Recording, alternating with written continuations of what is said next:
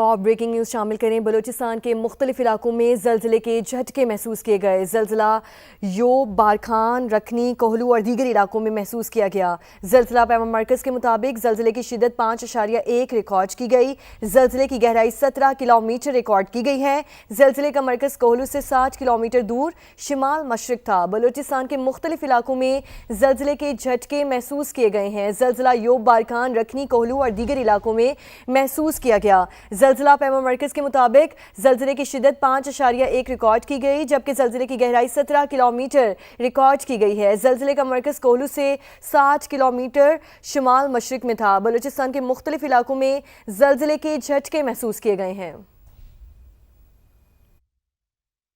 हम खबर शामिल करें। फिलिपाइनी जजीरा मिंडानाओ जोरदार ज़लज़ले से लरज़ उठा। रेक्टर स्केल पर ज़लज़ले की शिद्दत 6.5 रिकॉर्ड की गई। फिलिपाइन में ज़लज़ले की गहराई 52 किलोमीटर बताई जा रही है। अपडेट करें आपको हम खबर से। फिलिपाइनी जजीरा मिंडानाओ जोरदार ज़लज़ले से लरज़ उठा है। रेक्टर स्केल पर ज़लज़ले की शिद्दत 6.5 रिकॉर्ड की गई है। फिलिपाइन में ज़लज़ले की गहराई 52 किलोमीटर बताई जा रही है। तो अपडेट करें आपको हम खबर से। फिलिपाइनी जजीरा है मिंडानाओ, जहां पर जोरदार ज़लज़ला आया। रेक्टर स्केल पर ज़लज़ले की शिद्दत 6.5 रिकॉर्ड की गई।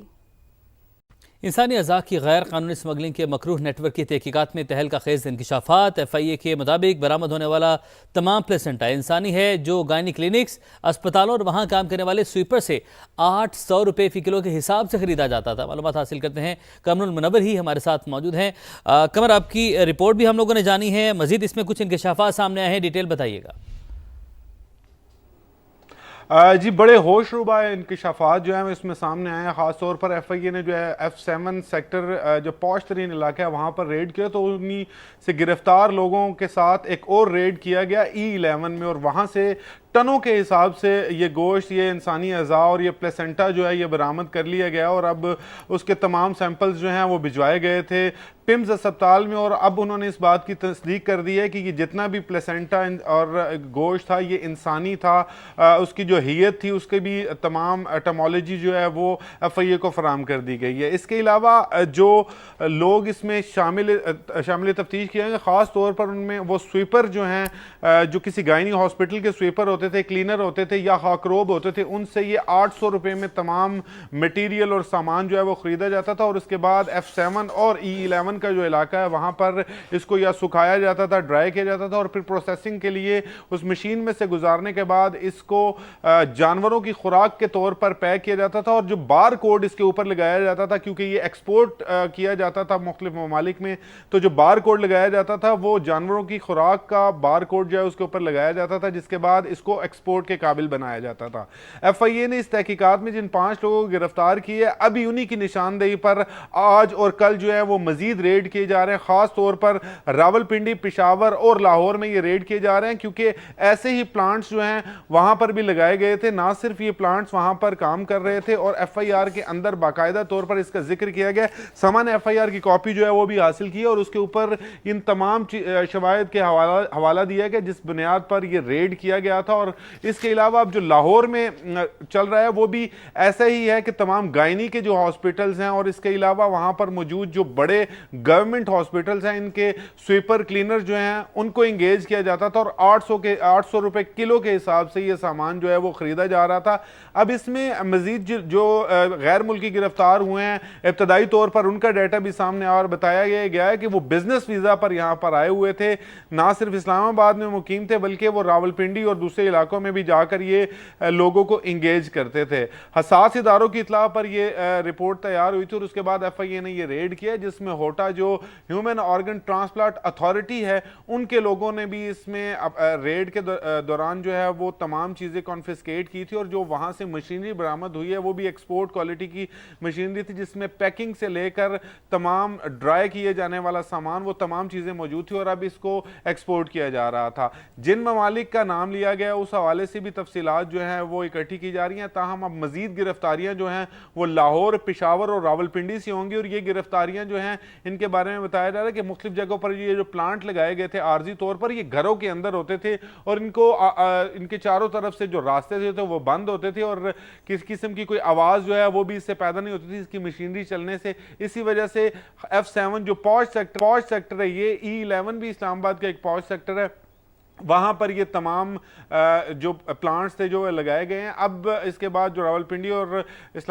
रावलपिंडी, पेशावर और लाहौर के प्लांट्स हैं उन पर रेड किया जाएगा और मजीद गिरफ्तारियां अमल में लाई जाएंगी। कमर, रावलपिंडी और इसके बाद अब लाहौर में भी इस कार्रवाई को बढ़ाया जा रहा है, तो ये जो गिरोह अभी तक पकड़ा गया, तफ्तीश में कोई बात सामने आ सकी है? ये किन किन शहरों में इनका नेटवर्क काम कर रहा है? कितने लोग या कितने गिरोह इसमें इन्वॉल्व हो सकते हैं?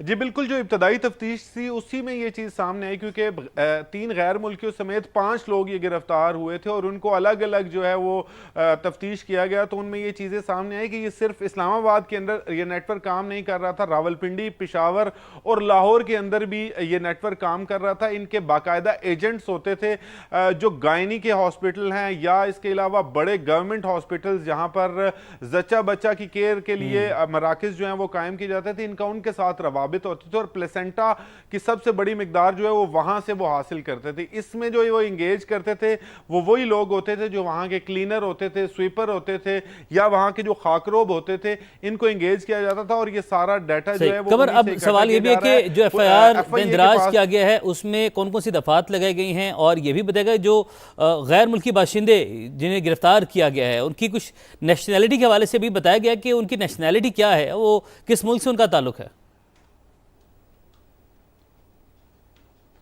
जी बिल्कुल, होटा एक्ट जो है ह्यूमन ऑर्गन ट्रांसप्लांट अथॉरिटी का एक्ट जो था वो बनाया गया था, जिससे गुर्दों की गैर कानूनी जो है वो ट्रांसप्लांटेशन की जाती थी। उस वक्त ये एक्ट बना था, उसके तहत ये मुकदमा दर्ज किया गया और इसमें बाकायदा तौर पर अयानत करने के लिए 109 PPC की दफात जो है वो भी डाली गई है कि जिसमें बहुत सारे लोग इसकी मुआवनत कर रहे हों तो भी वो दफात जो है वो भी इसमें शामिल की गई हैं। तो इसी वजह से जिस वक्त ये दफात लगाई गई हैं तो इसमें होटा के तहत भी मुकदमा दर्ज है और PPC की दफात जो है वो इसमें शामिल की गई हैं। गैर मुल्कियों के हवाले से मैं आपको बताऊं कि इब्तदाई तौर पर 3 गैर मुल्की जो है वो गिरफ्तार हुए हैं और इसमें एक नेटवर्क है, क्योंकि ये बिजनेस वीजा पर यहाँ पर आए थे, उनकी नेशनैलिटी जो है वो इसलिए डिस्क्लोज नहीं की जा रही क्योंकि FIA पहले ये कह चुकी कि जिस वक्त ये अनर्थ हुआ था ये स्कैंडल 2 रोज कबल और उसके बाद ये रेड किए गए, जगहों को सील किया गया, तमाम चीजें कॉन्फिस्केट की गई। तो इनके बहुत सारे जो लोग थे, बहुत सारे रुकन जो इस गैंग के साथ मिलकर काम कर रहे थे, वो या तो मुल्क से बाहर चले गए हैं या वो रुपोश हो गए हैं। खास तौर पर इसमें गैर मुल्की ऐसे कुछ लोग हैं जिनके बारे में कहा जा रहा था कि वो लाहौर में ऑपरेट कर रहे हैं, तो उसके बाद ये बताया गया कि उन्होंने उसी वक्त फ्लाइट्स ली और वो यहाँ से बैरून मुल्क चले गए हैं। एक और लिस्ट भी इसमें मुरतब की गई है जिसमें जिन ममालिक को ये पैक करके ये मटीरियल जो है वो बार कोड लगाया जाता था, जो पेट हैं उनकी फीड का जो बारकोड लगाया जाता था, और वो जिन ममालिक में है तो उनके भी नाम जो है वो सामने आ रहे हैं और उसकी भी तफसील जो है वो इकट्ठी की जा रही है ताकि इस हवाले से भी तफ्तीश की जा सके कि जिन ममालिक में ये भिजवाया जा रहा था तमाम मटीरियल और तमाम सामान, उसमें जो बारकोड दिए गए थे उसको कैसे मैनिपुलेट किया जा रहा था। जो अभी तफ्तीश जो है वो इस्लामाबाद की हद तक थी, लेकिन अब इसको पूरे मुल्क में इसका दायरा जो है वो फैलाया गया क्योंकि आज छुट्टी का दिन था और आज भी इस केस पर जो है FIA के लोग काम कर रहे हैं और इन्होंने लाहौर जोन को जो है वो एक लोकेशन भेजी है। इन्हीं तफ्तीशकारों ने यहाँ पर मौजूद जो गिरफ्तार लोग हैं उनसे ये एक्सट्रैक्ट की तफसीलात और अब वो उनको भेजी गई हैं लाहौर के वो वहां पर मुख्तलिफ इलाकों में रेड करे और टीम जो है वो रेड करी। खबर आप हमारे साथ ही मौजूद रहिएगा, आप हमें तफसीलन चुके सारी सूरत हाल के हवाले से अपडेट भी कर रहे हैं और समा अपने नाज़रीन को FIR की कॉपी भी जो है वो दिखाने जा रहा है। ये FIR की कॉपी जो कि समा की स्क्रीन पर आप लोग देख सकते हैं, ये सिर्फ समा के ऊपर आप ये मनाजिर देख सकते हैं, FIR आप देख सकते हैं। ये वो FIR है जिसके तहत ये बताया जा रहा है कि कौन कौन सी दफात लगाई गई हैं, क्या इस FIR के मुताबिक सजा इन मुल्ज़िमान को, ये जो गिरोह इसमें मुलविस है, उन्हें वो हो सकती हैं। कमर ने हमें इन दफात के हवाले से भी अपडेट किया और ये भी बताया कि कौन कौन सी दफात के तहत कौन कौन सी सजा किस कानून के तहत जो है उसको इनमें पकड़ हो सकती है। तो कमर हमें तफसीलन आगाह भी करें। कमर, FIR भी समा के नाज़रीन देख सकते हैं, सिर्फ समा की स्क्रीन के ऊपर FIR अभी मौजूद है। तो एक मरतबा फिर से हमारे नाज़रीन को बताएगा कि कौन कौन सी दफात है, इसमें कौन कौन से सख्त कावानीन हैं हैं ऐसे जो इंसानी अज़ा की मुंतकली के हवाले से जो कि इसकी पकड़ में आ सकते हैं, जो जो इस मकरू धंधे में मुलविस था, और मज़ीद जो ऑपरेशन जारी है उसको किस किस शहर तक फैलाया जा रहा है? जी, होटा एक्ट 2010 है, ये ह्यूमन ऑर्गन ट्रांसप्लांट अथॉरिटी, इसके तहत ये 2010 में एक अथॉरिटी बनाई गई थी जिसमें गुर्दों को गैर कानूनी तौर पर ट्रांसप्लांट किया जाता था और गरीब लोगों को जो है वो झांसे देकर उनके गुर्दे जो है निकाले जाते थे। उसमें उसकी शिक है 34 और 35, उसके तहत ये मुकदमा दर्ज किया गया और इसमें पीपीसी जो पाकिस्तान पिनल कोड है उसकी दफ़ा 109, मतलब किसी की अयानत करना, किसी की मुआवनत करना इस काम में। जिस तरह मैंने आपको बताया कि इसमें जितने भी लोग मुलविस हैं वो एक गैंग के तौर पर काम कर रहे थे, खास तौर पर वो स्वीपर, क्लीनर और खाकरोब जो वहां पर हॉस्पिटल्स के अंदर सफाई का काम करते थे, उनको इंगेज किया जाता था।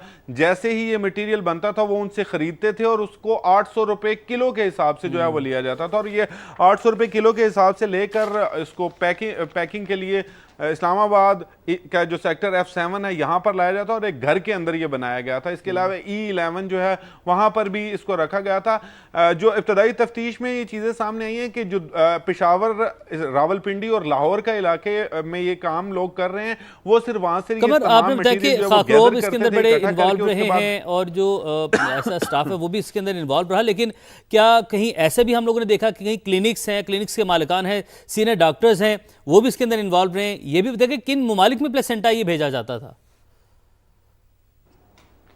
जी देखिए, जो FIR के मुताबिक अभी तो वियतनाम और मुख्तलिफ ममालिक जो हैं उनका नाम उसमें लिया गया कि यहाँ पर ये प्लेसेंटा जो है इसको फ़रोख्त किया जाता था। बाकायदा पैक करने के बाद उसके ऊपर बार कोड जो लगाया जाता था वो ये लगाया जाता कि ये जानवरों की खुराक है, लेकिन उसके बाद जब वो वहाँ जाता था और उसको मुख्तलिफ मकासद के लिए जो वो इस्तेमाल किया जाता था। जो इब्तदाई तफ्तीश FIA ने की उसमें 3 ममालिक जो हैं उन्हीं से हुआ है, लेकिन एक का नाम जो है, वियतनाम का नाम जो है वो FIA के जो लोग हैं उनकी जानिब से जाहिर भी किया गया, लेकिन कहा यह जा रहा है कि बहुत सारे और ममालिक में भी ये जो है वो स्मगल किया जा रहा था। ख़ास तौर पर इसमें जो लाहौर और पेशावर और रावलपिंडी से सामान पकड़ा जाता था वहाँ पर उसकी प्रोसेसिंग नहीं होती थी, उसको इस्लामाबाद लाया जाता था। F7 जो पॉश तरीन सेक्टर है वहाँ और E11 में ये प्रोसेसिंग मशीनें लगी हुई थी, जिसके बाद इसमें जो प्लेसेंटा होता था इसको ड्राई किया जाता था। ड्राई करने के बाद उसकी पैकिंग होती थी और पैकिंग करने के बाद जो है